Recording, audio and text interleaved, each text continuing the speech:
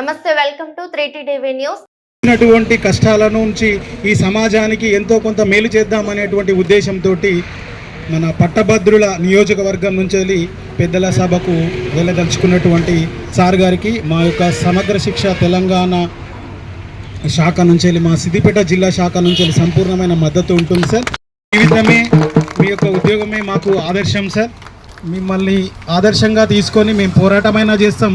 ఈ పోరాటం చేసుకునే చదువుకుంటా కూడా ఇంకా అత్యున్నత ఉద్యోగాలకైనా వెళ్ళాలని ఈ పాంప్లెంట్ను ప్రతి ఒక్కరూ ఖచ్చితంగా చదవండి. చాలా చాలా చాలా ఇన్స్పైరింగ్ పాంప్లెంట్.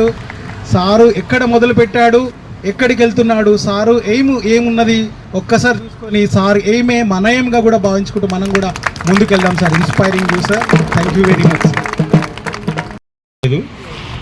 ఇందులో అంత ఎవిడెన్స్ బేస్డ్ ఇన్ఫర్మేషన్ గత 20 సంవత్సరాల నుంచి నాకు అప్పుడప్పుడు వృత్తి నిబద్ధతతో పనిచేస్తున్న క్రమంలో నాకు వచ్చినటువంటి 200 అవార్డులు, ముఖ్యమంత్రి సర్వోన్నత పథకంతో పాటు అంటే 5 లక్షల రివార్డు ఉంటుంది ముఖ్యమంత్రి సర్వోన్నత పథకానికి. ఇంకా కొన్ని పథకాలు అన్నీ కూడా క్యాష్ రివార్డులు ఉంటాయి, చాలా వరకు అవార్డులు ఉంటాయి గుర్తింపు ఇచ్చినటువంటివి. అంటే వృత్తి పట్ల నిబద్ధతతో పనిచేస్తే ఎక్కడైనా గుర్తింపు ఉంటుంది. అదే నిబద్ధతతో మీరందరూ కూడా పనిచేస్తున్నారు కాబట్టి ఆ గుర్తింపు ఉండాలి. కొత్త సంవత్సరంలో ఖచ్చితంగా గుర్తింపు ఉండాలి. మరొక విషయం ఏంటంటే, నాకు ఐపీఎస్ కన్ఫర్డ్ అయ్యే అవకాశం ఉండే కొద్ది సంవత్సరాల్లో. ఎస్పీ, సీనియర్ ఎస్పీ, డిఐజీ స్థాయి వరకు వెళ్ళడానికి అవకాశం ఉండే. అయినప్పుడు కూడా ఈ స్థాయిలో ఎందుకు వచ్చానంటే, మీరు కూడా ఈ స్థాయిలో ఎందుకు ఉద్యోగం చేస్తున్నారు? మనమందరం కూడా దాదాపు నా స్థాయిలో జీవించి బతికి పోరాటం చేస్తూ ఈ స్థాయిలో పనిచేస్తున్న వాళ్ళమే కాబట్టి మీకు నాకు ఏమీ తేడా లేదు. మీరు కొద్ది గొప్ప అటు ఇటు ఉంటుంది తప్ప అందరం కూడా ఆ స్థాయిలో ఉన్న వాళ్ళం కాబట్టి ఈ స్థాయిలో పనిచేస్తున్నాం. కాబట్టి న్యాయమైనటువంటి కోరిక నాలాంటి వాడు ఖచ్చితంగా అర్థం చేసుకుంటాడు. నాకు ఉమ్మడి 4 జిల్లాల్లో విశేషమైనటువంటి స్పందన లభిస్తుంది. మనస్ఫూర్తిగా విల్లింగ్గా లభిస్తుంది.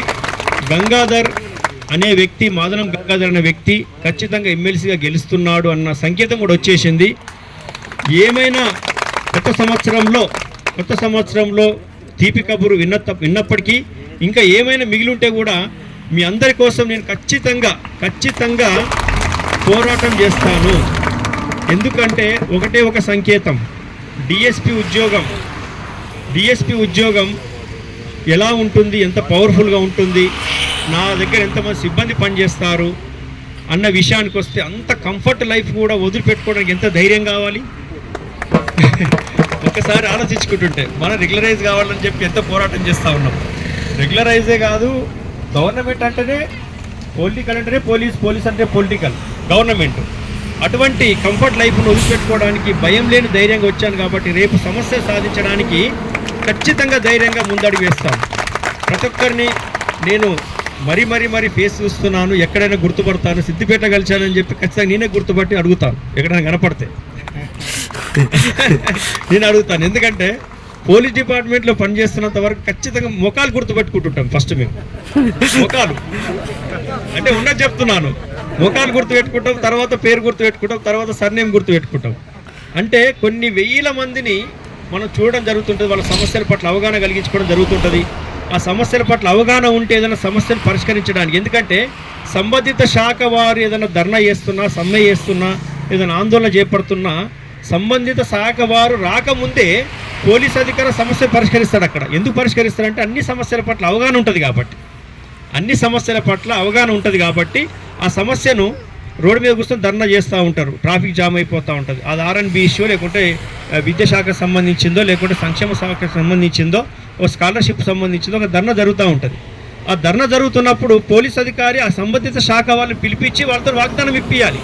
కానీ పోలీస్ ఆఫీసర్ ఏం చేస్తారంటే అన్ని శాఖల పట్ల అవగాహన కలిగించుకున్న వ్యక్తిగా ఖచ్చితంగా అక్కడ సముదానపరిచి వాళ్ళకి సముచితంగా ఎక్స్ప్లెయిన్ చేసి ఆ ధర్నా విరమింపజేస్తారు.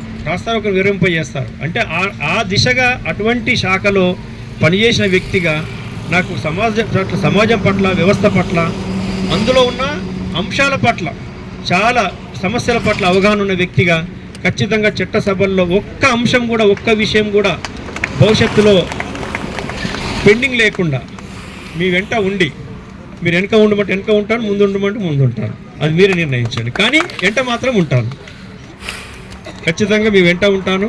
నేను గెలుస్తున్నాననే సంకేతం వచ్చింది, మీరు కూడా తోడు ఉండండి. నేను ఆ ప్రచారం కోసం ఏం రాలేదు, అన్యాయంగా భావించొద్దు. కాకపోతే సమస్యలో భాగంగా సమస్యలు పంచుకోవడానికి వచ్చాను. కాబట్టి మీరందరూ కూడా ఆదరించారన్న విషయం, ఆదరించారన్న విషయంలో నేను మళ్ళొకసారి మైక్ తీసుకొని ఆ ఎవిడెన్స్ బేస్డ్ ఇన్ఫర్మేషన్ పెట్టాను. కాబట్టి మీ దగ్గర చాలామంది విద్యార్థులు, మీ సలహాలు అడుగుతున్నటువంటి చాలా వ్యక్తులు, చాలామంది, కొంతమంది వనరులు లేవని చెప్పి అనుకుంటారు. వనరులు లేవు, కనీస అవసరాలు లేవని చెప్పి ప్రిపేర్ కారు, జీవితంలో ఒక మెట్టెక్కాలని చెప్పి ప్రిపేర్ కారు. అమ్మ వినపడుతుందా? లాస్ట్ వరకు వినిపిస్తుందా? ఓకే. అంటే జీవితంలో ఒక మెట్టెక్కాలనే ప్రయత్నం చేయరు, వనరులు లేవని. వనరులు అక్కర్లేదు. కొన్నిసార్లు మనకు కృతనిశ్చయం ఉండాలి, మనకు విల్ పవర్ ఉండాలి. ఈ న్యూస్ పేపర్ బాయ్గా పనిచేస్తున్నప్పుడు ఒక ఎగ్జాంపుల్ చెప్తాను. 10th క్లాస్ నుంచి నేను degree second year news paper బాయ్గా పనిచేశాను. అంటే నా చరిత్ర చెప్పుకోవడానికి రాలేదు, అందులో ఉంది కాబట్టి నేను ఒక్కసారి ఆశ్చర్యపోయాను. మా వాళ్ళు పాంప్లెట్ ఇచ్చిన తర్వాత బ్రదర్ పేరు మహేష్ ఇచ్చినటువంటి సందేశంలో నేను ఒక్కసారిగా అలర్ట్ అయ్యాను. న్యూస్ పేపర్ బాయ్గా పనిచేస్తున్నప్పుడు నేను స్పోర్ట్స్ ఛాంపియన్షిప్ సాధించాలనుకున్నాను. స్పోర్ట్స్ ఛాంపియన్షిప్ ఇంటర్మీడియట్లో పొద్దున్నే ప్రాక్టీస్ చేయాలి, దానికైనా పొద్దున్నే ప్రాక్టీస్ చేయాలి. పేపర్ బాయ్గా న్యూస్ పేపర్ కూడా పొద్దున్నే పంచాలి. అటువంటి పరిస్థితుల్లో నేను ఉద్యోగం మానేయకుండా 150 రూపాయలు నా ఉద్యోగం, నా జీతం 1990స్లో 150 రూపాయలు నా జీతం అయితే, నేను ఇంటికి పెద్ద కొడుకుని కాబట్టి తల్లిదండ్రులు తోడుండాలి, 5 అన్నదమ్ములం. ఆ సమయంలో నేనేం చేసేవాడిని, ప్రత్యేకించి సమయం కేటాయించకుండా, ఎటువంటి వనరులు లేకుండా, కనీస అవసరాలు లేకుండా, ఎక్విప్మెంట్ లేకుండా న్యూస్ పేపర్ బాయ్గా న్యూస్ పేపర్ను ఉరుక్కుంటూ వేసేవాడిని, పరిగెత్తుకుంటూ వేసేవాడిని. నాకు రన్నింగ్ ప్రాక్టీస్ అయిపోయింది. అట్లా 100 మీటర్స్ అయిపోయింది, 200 మీటర్స్ అయిపోయింది, 400 మీటర్స్ అయిపోయింది, రిలే అయిపోయింది, 800 మీటర్స్, 1500 మీటర్స్ కూడా అయిపోయింది. దాంతో నాకు కొంతవరకు నాకు శక్తి వచ్చింది. రెండవది, ఇంటి గేట్ తీసి లోపలికి పోకుండా గేట్ పై నుంచి, కాంపౌండ్ వాల్ నుంచి హై జంప్ చేసేవాడిని.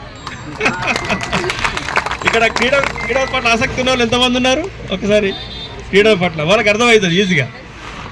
హై జంప్ చేసేవాడిని, హై జంప్ ప్రాక్టీస్ అయిపోయింది. దాంతో లాంగ్ జంప్ ప్రాక్టీస్ కూడా అయిపోయింది. 2 అంతస్తులు 3 అంతస్తులు ఉంటే 2 స్టెప్స్లో నేను 1 అంతస్తు ఎక్కేవాడిని. వచ్చేటప్పుడు దిగేటప్పుడు ఒకటే స్టెప్తో 1 అంతస్తు దిగేవాడిని.